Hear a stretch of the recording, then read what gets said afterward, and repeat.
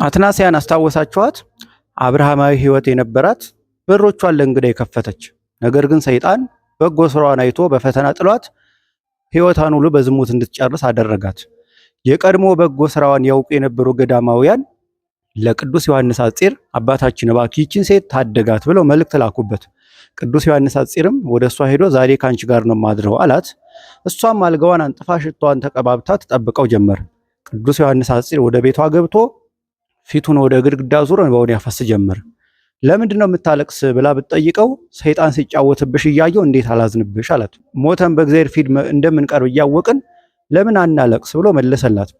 እንግዲህ አባቴ ሆይ ምን ላድርግ ብላ ብትጠይቀው ሁሉን ትተሽ ተከተይኝ፣ ሁሉን ተይው ሲላት እሺ ብላ ዮሐንስ አፂርን ሰምታ እሱ ከፊት እሷ ከኋላ እየተከተሉ ወደ ቤተክርስቲያን ሄዱ። ሩቅ ነበርና የዮሐንስ ቤተክርስቲያን ላይ ደርሰው ሲያርፉ እሱ ሲጸልይ እሷ አረፍ ብላ ተኛች። ያን ጊዜ ነፍስ ከስጋዋ ተለይቶ አደረም።